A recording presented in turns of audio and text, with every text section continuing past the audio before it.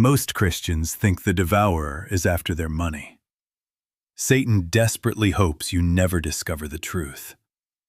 The devourer doesn't hunt your money first. He hunts your order. Why? Because order is jurisdiction. Order tells every spirit what it may and may not touch. Be sober, be vigilant, because your adversary the devil, as a roaring lion, walketh about, seeking whom he may devour. 1 Peter 5:8. May. Jurisdictional language. Where order stands, access is denied. You know the symptoms. Peace leaks. Momentum stalls. Small crises multiply like termites behind the wall. Appliances break in threes. Schedules tangle. The same misunderstanding repeats at work. The same argument circles at home. It feels random, but it is not random. The pattern is consistent because the devourer eats what disorder leaves exposed. He is not a one-time catastrophe. He is a slow erosion. He nibbles at edges until the center caves. And then we say, "What is happening to me?" Hear it. It is not your wallet that is leaking. It is your order. This is not superstition. It is alignment. For God is not the author of confusion, but of peace. 1 Corinthians 14:33. Confusion is a government. Peace is a government. Let all things be done decently and in order. 1 Corinthians 14:40. Order is not restrictive. It is protective. Protection begins before provision shows up. Order builds a wall and sets a watch. Order says, "You may not pass." Disorder says, "Door's cracked. Help yourself." The enemy smells disorder the way a wolf smells open wounds. He is attracted to it. Listen to the Lord's covenant promise. "Bring ye all the tithes into the storehouse, and I will rebuke the devourer for your sakes." Malachi 3:10-11. Most think this is about funding a church budget. No, it is a door.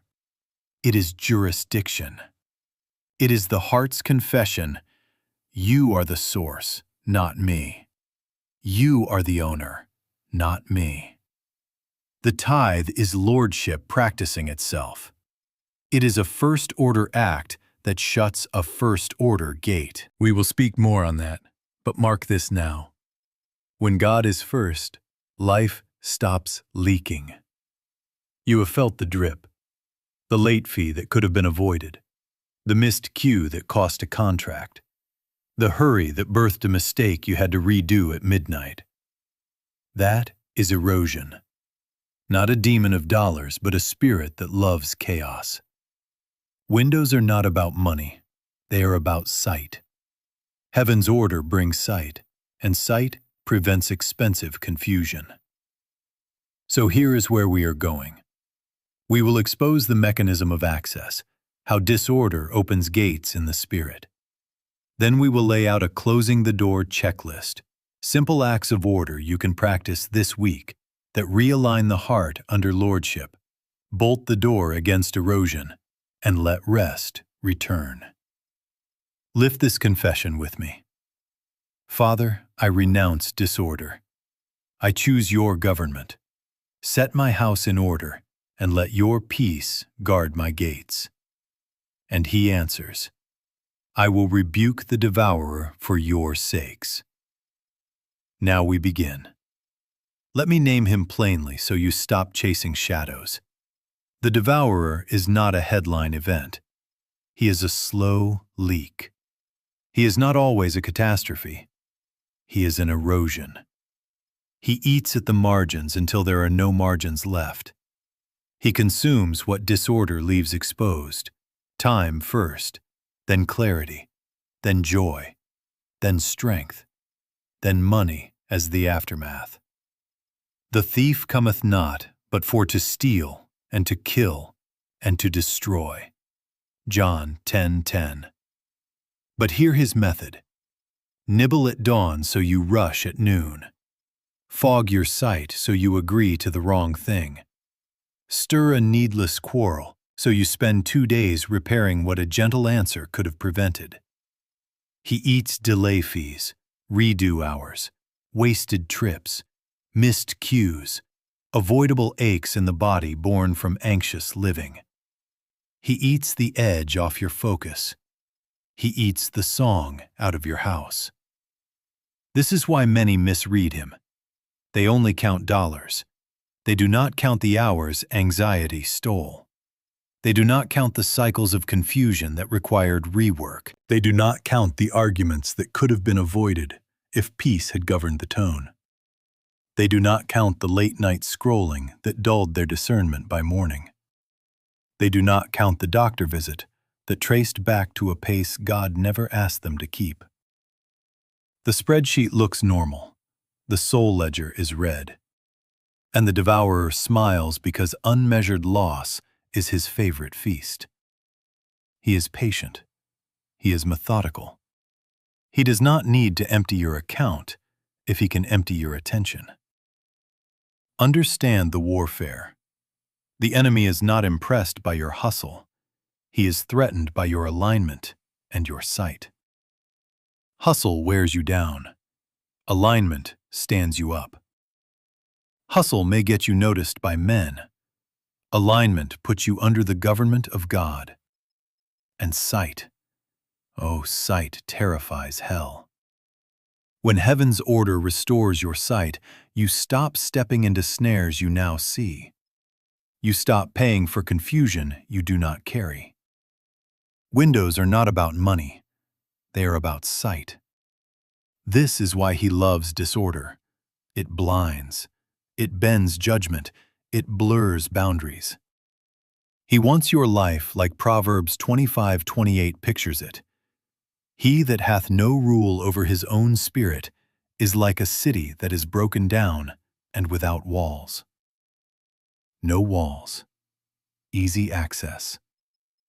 But hear the covenant voice cut through that fog. I will rebuke the devourer for your sakes. Malachi 3:11. Rebuke is not a suggestion. It is a boundary set by a king. It is jurisdictional language. You may not pass. It is God enforcing order on your behalf when you choose his order over your own. It is not magic. It is government. It is alignment manifesting as protection. So if rebuke is promised, then access must be real. If a boundary is secured, then a gate exists. The question is not, why does this keep happening to me? The question is, what invites him? Disorder invites. Neglected lordship invites. Unruled spaces invite. We will open that gate, name it, and close it. For the devourer's signature is erosion. He consumes what disorder leaves exposed. And when order returns, his appetite starves, your sight clears, and rest begins to settle like a faithful guard at your door. Hear the law of access. In the Spirit, what is ungoverned is unprotected. Disorder is not neutral. It is permission. Neither give place to the devil. Ephesians 4:27. Place, territory, jurisdiction. The word does not say, he will take. It says, do not give. Access is not random. It is granted where government is absent. Disorder functions like a gate. What you don't govern, you expose. This is not punishment, but positioning. Not fear, but government. Not striving, but alignment. The devourer is looking for a legal foothold, not an emotional outburst. He files claims where authority is unexercised. Where the believer tolerates gaps, he petitions for entry. Where the believer orders their life under another government, his papers are denied. Submit yourselves, therefore, to God. Resist the devil, and he will flee from you. James 4:7. Submission is jurisdiction. Resistance is enforcement. Fleeing is the outcome. Without submission, resistance is noise. With submission, resistance is law. You call it a random attack. Heaven calls it a predictable opening. Neglected boundaries, delayed obedience, unmanaged habits, broken rhythms. The nudge to reconcile that you postponed. Ephesians ties anger to access. Let not the sun go down upon your wrath, neither give place to the devil. Ephesians 4:26-27. The sun sets on unresolved matters, and a gate cracks open. The prompt to rest that you ignored, fatigue becomes fog, fog becomes missteps, missteps become cost. The habit you never govern, screens late at night, a kitchen that signals chaos by morning, a calendar that says yes to what the Lord never asked. These are not merely life hacks, they are spiritual openings. What is unruled becomes an entry point. He that hath no rule over his own spirit is like a city that is broken down and without walls. Proverbs 25:28. No walls, easy access. Understand how the government of heaven moves. God honors order because order is his nature. Let all things be done decently and in order. 1 Corinthians 14:40. Where God is honored as Lord, disorder loses legal ground. Where first things are kept first, the devourer loses language to accuse. He whispers, "They are scattered." But heaven answers, "They are submitted." He claims, "I have a right." The covenant replies, "Denied." This is covenant legal, not mystical. It is jurisdiction, authority, government in operation. So hear the counsel of wisdom. Govern what God has given you. Govern your words so strife finds no perch. Govern your time so hurry cannot hire your hands.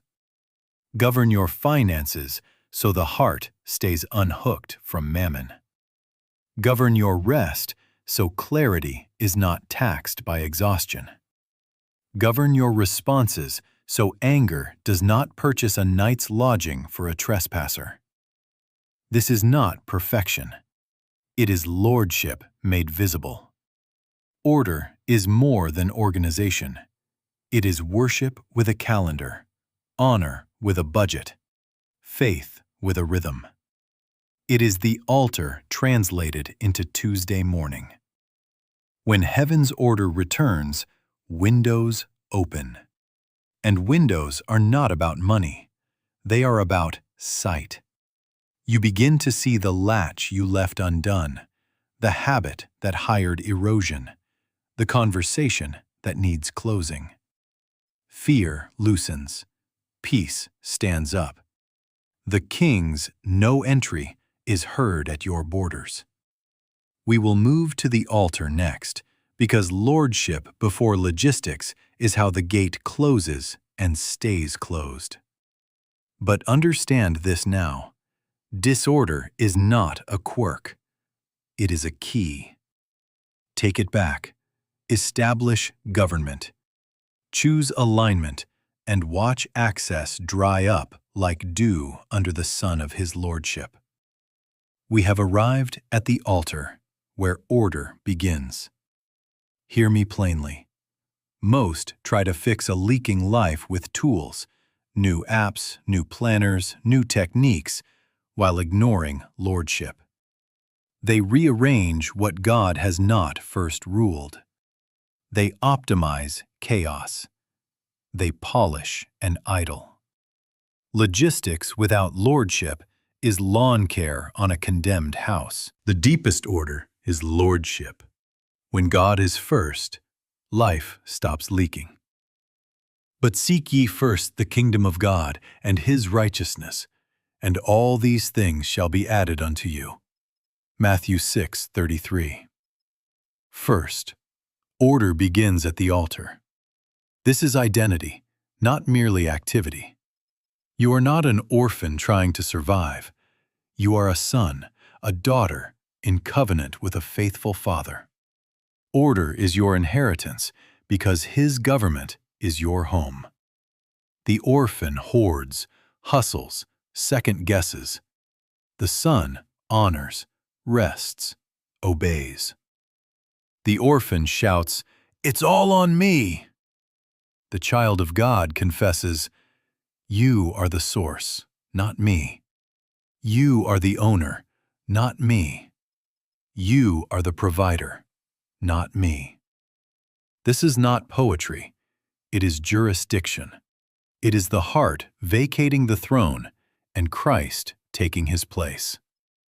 Inner disorder announces itself before the calendar ever does. Double-mindedness, constant second-guessing, impulse decisions that feel urgent but were never asked for, emotional spending that anesthetizes fear for a moment and mortgages tomorrow's peace, relational drift because conversations that should be holy keep getting postponed. The Word names it. A double-minded man is unstable in all his ways. James 1:8. All his ways.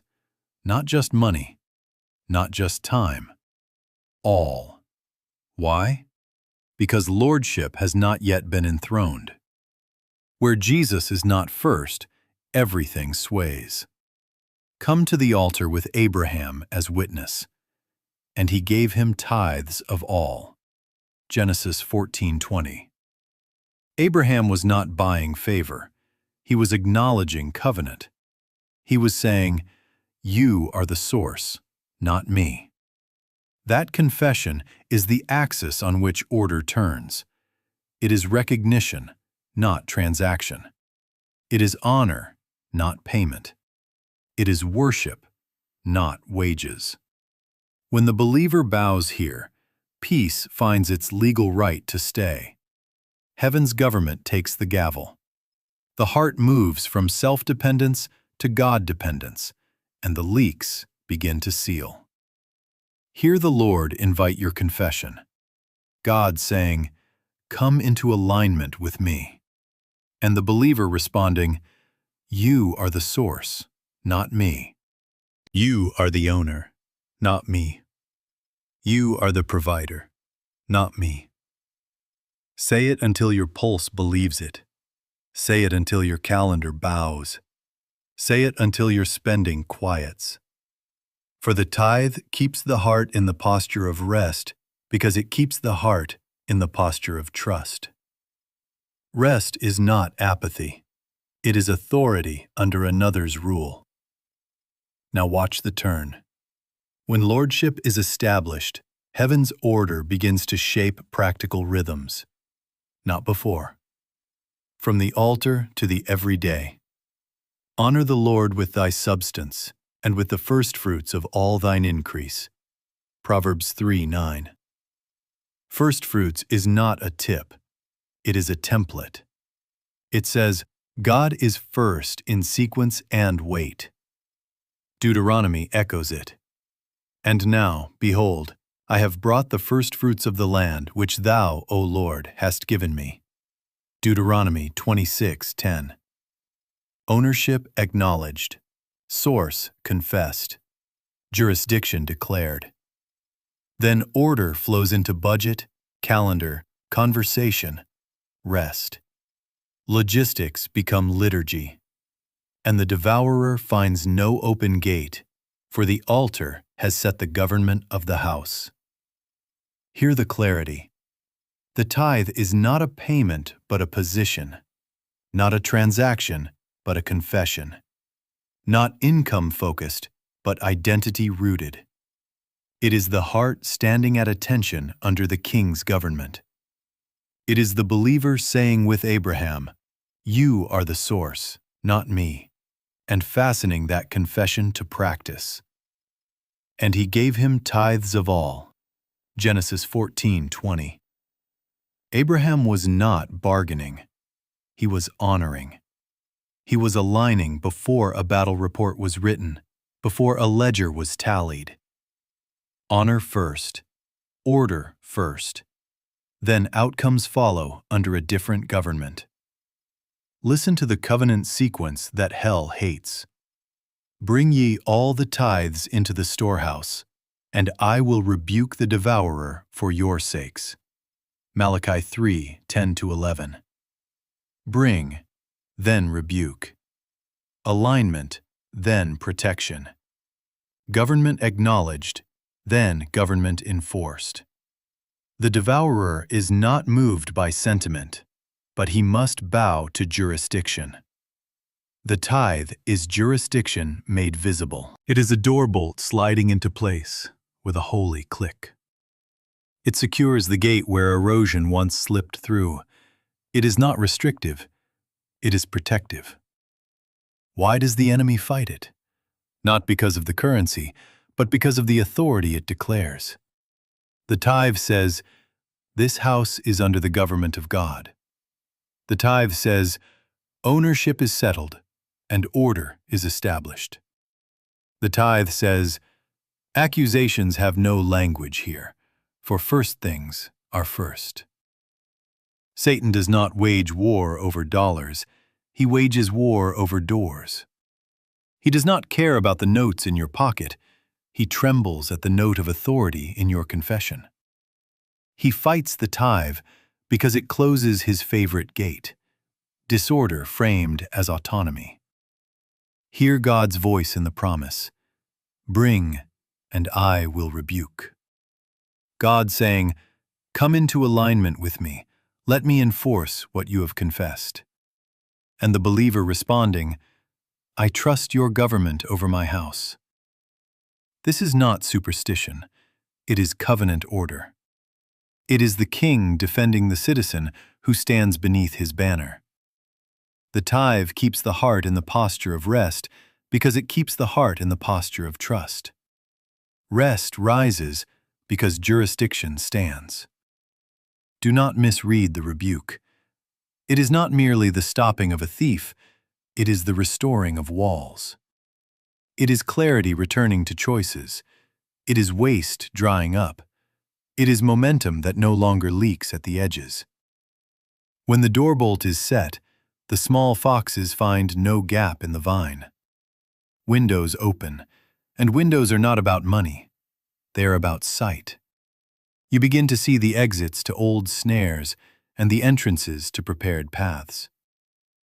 Now take this from principle into your practice.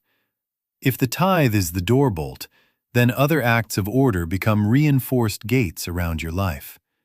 First fruits in your budget, Sabbath in your calendar, reconciliation in your relationships, boundaries in your words, rest in your pace. Bring the tithe as lordship made visible, and let every other gate agree. Alignment first, protection follows.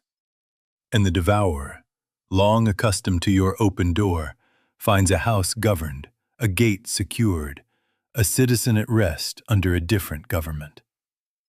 Hear it again until it breaks the spell of old thinking. Windows are not about money. They are about sight. Bring ye all the tithes into the storehouse, and prove me now herewith, if I will not open you the windows of heaven. Malachi 3:10. Open windows do not drop currency. They pour light. They pour perspective.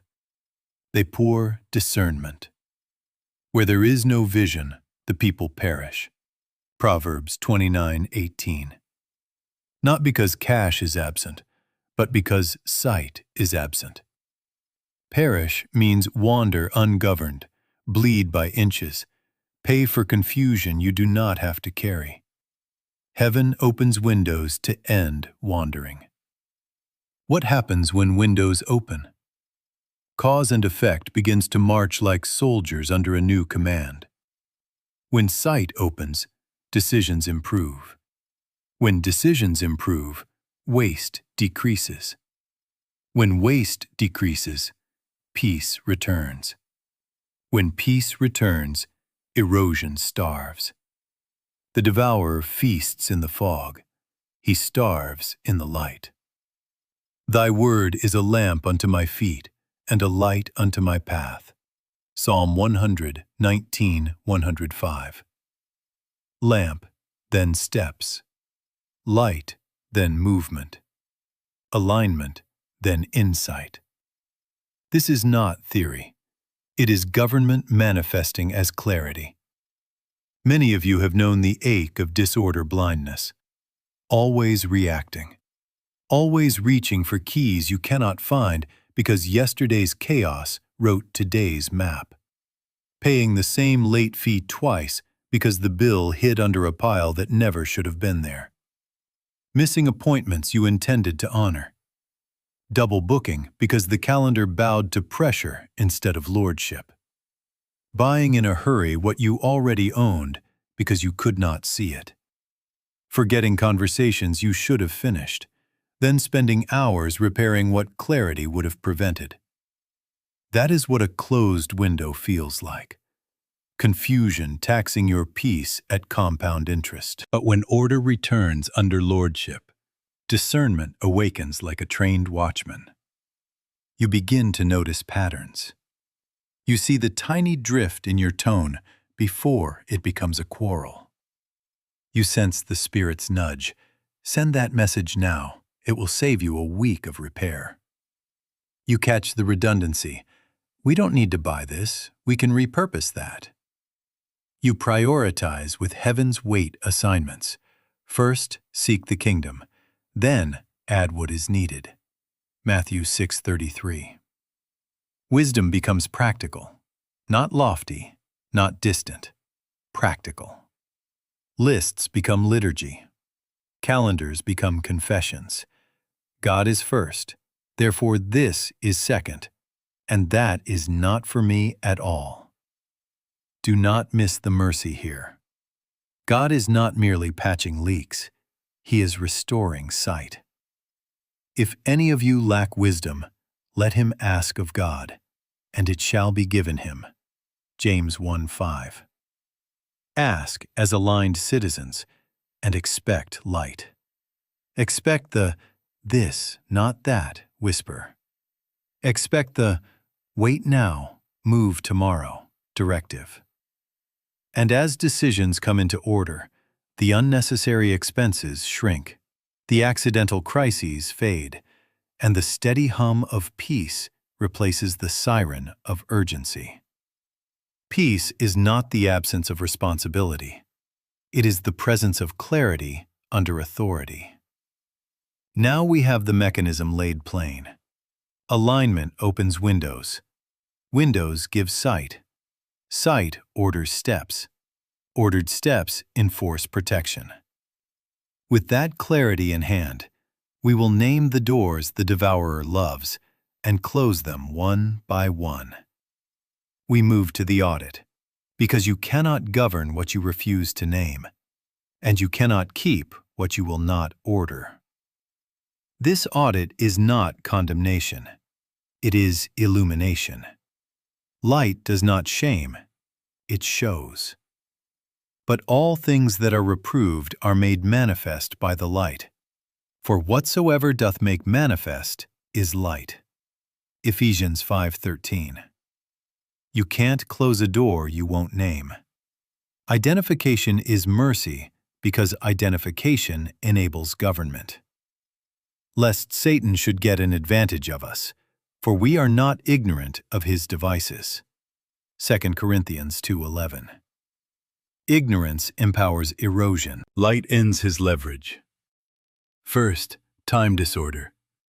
Late is not a quirk, it is a leak. Overcommitment is not generosity, it is confusion hiring your calendar. Constant hurry is often fear dressed as productivity. Fear that if you don't say yes to men, God will not add what he promised. He that believeth shall not make haste. Isaiah 28:16. Hurry is self-reliance in motion. The devourer eats the margins of the ungoverned day. 5 minutes here, 12 there, the 15 that became a missed prayer and a costly misstep. Scripture counsels, "See then that ye walk circumspectly, redeeming the time, because the days are evil." Ephesians 5:15-16. Patterns to name: chronic lateness, reflexive yeses, double booking, a calendar with no Sabbath, a bedtime that floats until clarity drowns. Name them. Time is jurisdiction. Unruled minutes become open gates. Second, money disorder. No first fruits, no plan. Hidden spending. Impulsive giving to relieve guilt rather than obedient giving that honors God. Secrecy creates vulnerability because secrecy breaks fellowship. If we walk in the light as He is in the light, we have fellowship one with another. 1 John 1:7. The tithe is not about money. It is about alignment. Honor the Lord with thy substance and with the firstfruits of all thine increase. Proverbs 3:9. Where firstfruits are absent, accusation finds language. Where budgets hide, erosion feeds. Bring ye all the tithes, and I will rebuke the devourer for your sakes. Malachi 3:10-11. Patterns to name: untracked subscriptions, cash that never reports in, generosity without assignment, avoidance of honest review. Money in the dark is an unlocked drawer. Third, relational disorder. Unresolved offense leaks energy like a pinhole leaks air. Unclear boundaries let manipulation hire your kindness. People-pleasing is a covert covenant with rejection. It spends today's peace to buy a momentary applause. Scripture warns, "Let not the sun go down upon your wrath, neither give place to the devil." Ephesians 4:26-27. And Jesus says, "First be reconciled to thy brother." Matthew 5:24. Patterns to name: conversations avoided, apologies delayed, no feared, expectations unclear, access granted without assignment. Do I seek to please men? For if I yet pleased men, I should not be the servant of Christ. Galatians 1:10. Boundaries are not cruelty. They are covenant stewardship. Fourth, mind and attention disorder. Fragmented focus, endless scrolling, neglected word and prayer. What you starve spiritually, you pay for naturally. Fog becomes fees. Distraction becomes delay. Delay becomes expense. Thou wilt keep him in perfect peace, whose mind is stayed on thee. Isaiah 26:3. This book of the law shall not depart out of thy mouth. Then thou shalt make thy way prosperous. Joshua 1:8. Patterns to name: the phone in bed, news before Scripture, prayer postponed until strength is gone, tasks half-started in every room. The devourer eats where attention is rented to lesser lords. Now breathe. This audit is mercy, not menace. We name access so we can govern it. After diagnosis comes governance. Simple acts of order that create immediate resistance and restore jurisdiction. God saying, "Come into alignment with me," and the believer responding, "I bring this into the light. I submit this gate to your government. From here, we move to practice, where small, covenant-anchored acts of order shift the atmosphere, and the devourer loses his legal ground. Now we move from naming doors to closing them. 5 simple acts, practiced in faith, become walls and watchmen.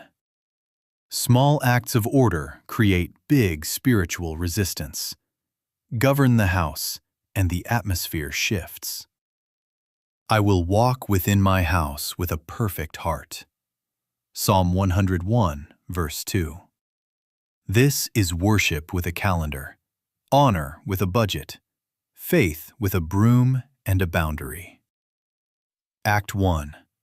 First, establish a first fruits rhythm as an altar of lordship. Make it timely, make it intentional. On the day increase enters, before other voices speak, we honor the Lord with the first and best. Honor the Lord with thy substance, and with the first fruits of all thine increase. Proverbs 3:9. This is not a tip, it is a template. It is your confession embodied. You are the source, not me. You are the owner, not me. Bring it to the storehouse, not on delay, not in leftovers, but as first. Bring ye all the tithes, and I will rebuke the devourer for your sakes. Malachi 3:10-11. Hear the holy click of the doorbolt when first things are first. Peace enters where accusation once stood. Act 2. Speak. Government is enforced by words. Begin a daily confession at your table, in your doorway, over your children. My house is under God's order. I do not live in panic. I live in covenant. Jesus is Lord here. The devourer is rebuked. Windows are open. Sight is clear. We believe and therefore speak. 2 Corinthians 4:13. Death and life are in the power of the tongue. Proverbs 18:21. Your confession patrols the borders of your home. Say it until the atmosphere remembers who governs this address. Act 3. Schedule. Set one non-negotiable order block each week. Order is maintained, not discovered. 90 focused minutes, receipts reconciled, calendar aligned, meals planned, emails triaged, rooms reset. This is resistance with a planner. See then that ye walk circumspectly, redeeming the time. Ephesians 5:15-16. Write what matters. Remove what doesn't. Write the vision and make it plain. Habakkuk 2:2. When you steward the minutes, you starve the leaks. Act 4. Simplify. Cut one recurring source of chaos this week. Cancel the subscription that hides. Clear the clutter zone that lies about your capacity. Close the toxic commitment that rents your peace. Renegotiate a payment that whispers shame. Let us lay aside every weight. Hebrews 12:1. Better is less with order than more with erosion. Simplicity is not lack. It is protection. Act 5. Reconcile. Clear one relational account. Make the call. Offer the apology. Set the boundary. Extend the forgiveness. First be reconciled to thy brother. Matthew 5:24. Let not the sun go down upon your wrath, neither give place to the devil. Ephesians 4:26-27. Peace is part of protection. When reconciliation closes a gate, the devourer loses both perch and pretext. Do these 5 and listen to the house exhale. Anxiety lowers. Clarity rises. The children rest easier. Conversations soften. Bills stop hiding. The rhythm does not shout. It steadies. This is not mere behavior. It is jurisdiction. It is your home declaring, "We live under a different government." And where heaven's government rests, the devourer loses legal ground. Now we will name that government fully, for order is jurisdiction, and jurisdiction is dominion expressed in daily rhythm. Jurisdiction is simple. Whose rule sets the boundaries of your life? Which government draws your lines, assigns your weights, determines your pace? Is it the fear-driven system of hurry and lack, or the kingdom order of righteousness, peace, and joy in the Holy Ghost? Romans 14:17. The government shall be upon his shoulder. Isaiah 9:6. If his shoulder carries the government, then his peace carries your borders. Jurisdiction is not a feeling, it is a throne. It is not a mood, it is a mandate. Hear the binaries that force a choice.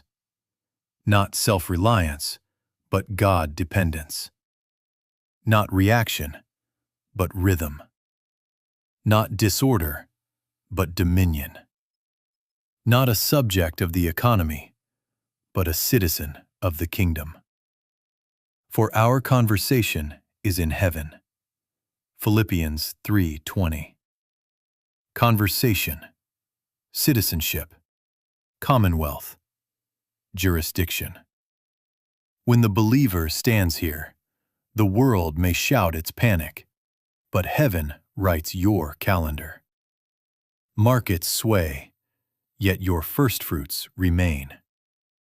Demands knock, yet Sabbath speaks. The culture auctions your attention, yet your confession patrols your borders. The tithe and your order practices are not random disciplines. They are declarations of government. Every time you bring the first and best, you hang a flag over your house that reads, "This address answers to heaven." Bring ye all the tithes into the storehouse, and I will rebuke the devourer for your sakes. Malachi 3:10-11. The tithe is a statement of jurisdiction. The altar is your courthouse. The confession is your testimony.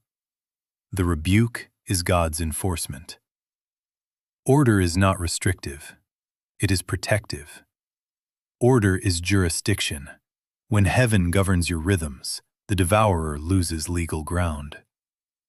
Listen to how maturity is formed under this government. Consistency builds stability. Stability builds confidence.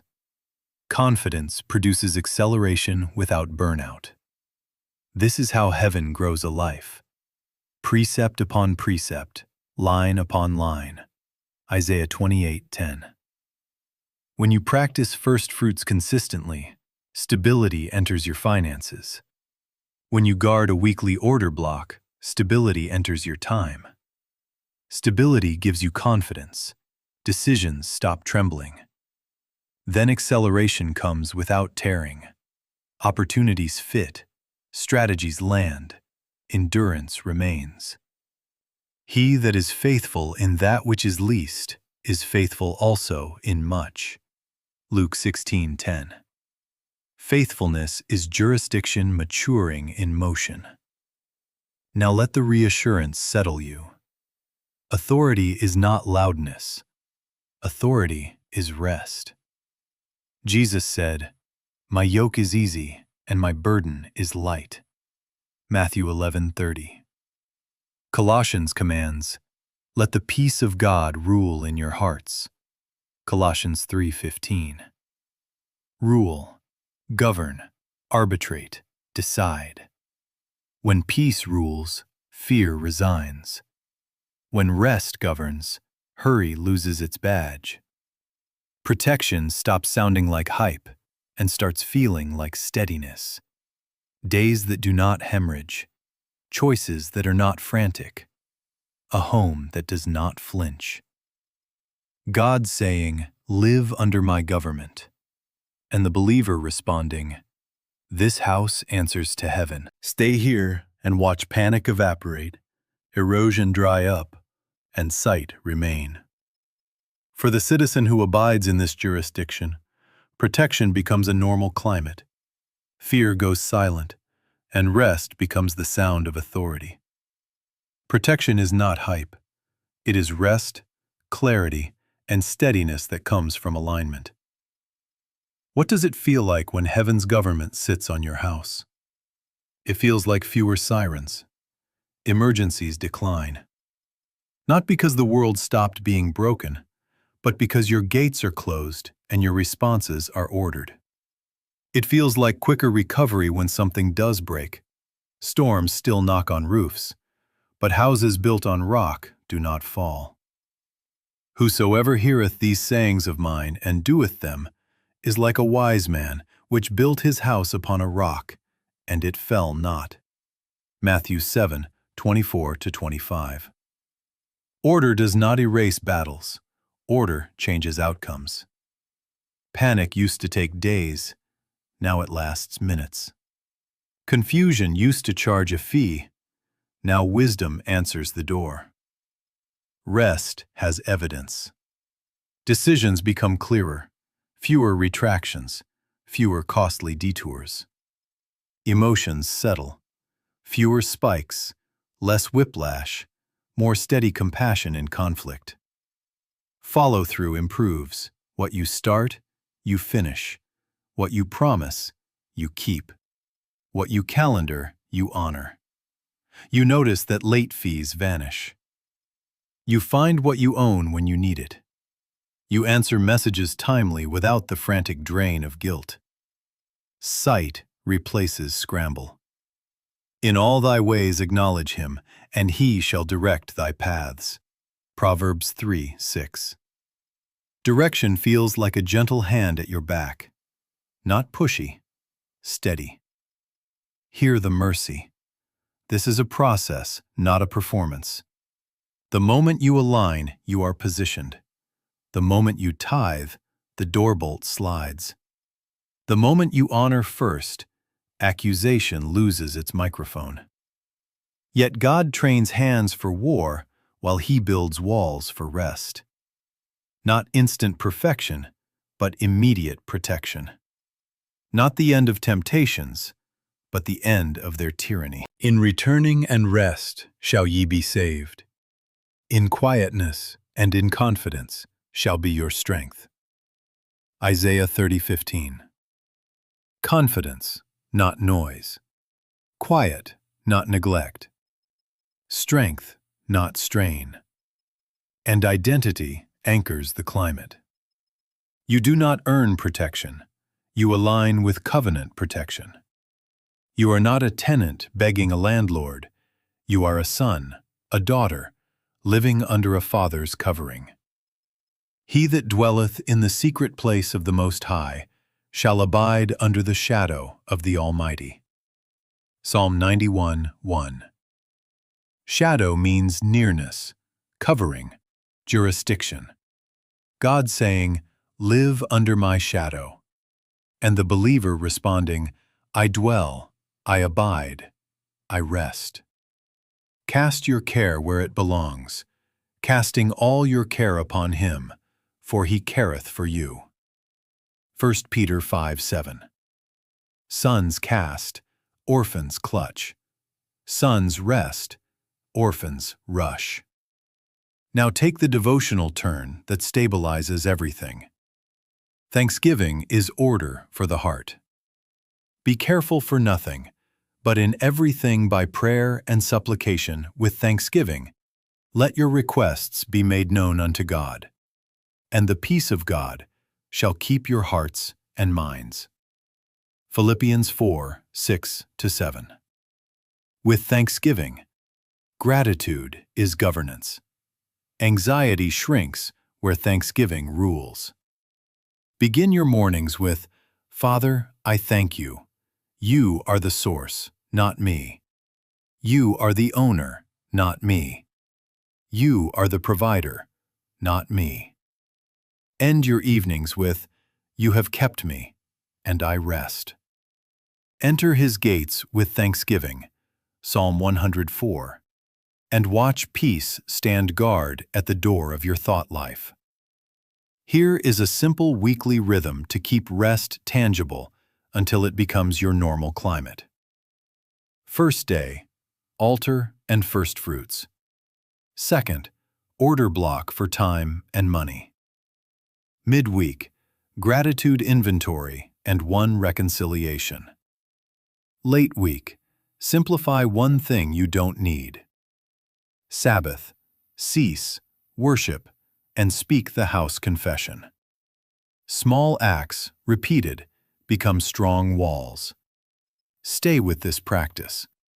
We are about to lay a 7-day pattern that closes the door and keeps it closed. Lean in, commit for the next week, and let heaven's government prove itself in your calendar, in your budget, in your emotions. Fear will go quiet. Rest will speak with authority. Order must become rhythm. When alignment is practiced, the door stays closed and rest becomes normal. Not a burst of resolve, but a cadence of government. Not a frantic fix, but a steady procession of lordship in motion. Here is the 7-day pattern to practice until it becomes your new normal climate. Day 1. Align. Begin with prayer and confession until your heart stands at attention. Jesus is Lord of this house. We answer to heaven's government. Decide what first means in your home this week. What gets priority? What gets postponed? What gets refused? Say it aloud. You are the source, not me. You are the owner, not me. You are the provider, not me. In all thy ways acknowledge him, and he shall direct thy paths. Proverbs 3:6. Alignment first, direction follows. Day 2. First fruits. Execute the tithe with joy and specificity. Protect it from drift. Remove friction. Set automation with your storehouse. Use an envelope labeled First so your heart sees your honor before any other voice spends it. Add a calendar reminder so honor is never accidental. Honor the Lord with thy substance and with the first fruits of all thine increase. Proverbs 3:9. Bring ye all the tithes, and I will rebuke the devourer for your sakes. Malachi 3:10-11. Feel the holy click of the doorbolt as jurisdiction becomes visible. Day 3. Sight. Give 20 minutes to the Word with one question. What is out of order? Read, then listen. Write the first instruction you sense. Don't draft a thesis. Record a step. Thy word is a lamp unto my feet, and a light unto my path. Psalm 119:105. Windows are not about money. They are about sight. Ask for wisdom, expecting it. James 1:5. Day 4. Govern money. Make a simple snapshot. Current balance, bills due, dates attached. Bring every line into the light. Light is protective. All things that are reproved are made manifest by the light. Ephesians 5:13. If a subscription hides, cancel it. If a bill lurks, face it. If giving is unassigned, assign it. If we walk in the light, we have fellowship. 1 John 1:7. Money in the light loses its leaks. Day 5. Govern time. Cancel one unnecessary commitment. Build one margin block this week. Margin is an act of faith. He that believeth shall not make haste. Isaiah 28:16. Faith rests while it plans. Protect your Sabbath. Guard an evening. Create space where God can whisper strategy without shouting over your hurry. Day 6. Govern space. Clear one physical area tied to stress: a counter, a desk, a car seat, a closet. Physical order often signals spiritual agreement. Let all things be done decently and in order. 1 Corinthians 14:40. When the drawer closes easily, decisions do too. When the path is clear to your table, conversation flows without tripping. Day 7. Reconcile and rejoice. Settle one relational matter. Make the call, give the apology, define the boundary. First be reconciled to thy brother. Matthew 5:24. Then end the week with thanksgiving. Enter his gates with gratitude. Psalm 104. Name what God ordered. Name what God rebuked. With thanksgiving, the peace of God shall keep your hearts and minds. Philippians 4:6-7. Reconciliation closes a gate. Rejoicing fortifies the wall. Practice this rhythm for 1 week, then another, until rest stops visiting and starts dwelling. Doors once leaking will remain shut because government is now a cadence, not a crisis measure. God saying, "Live in my order and see." And the believer responding, "I abide in your rhythm." Next, we will open how to keep windows open, how to steward sight, and how to recognize counterfeit urgency when it knocks with holy-sounding frenzy. Stay in this cadence. Order will protect you. Rest will govern you. And the devourer will have no language left at your door.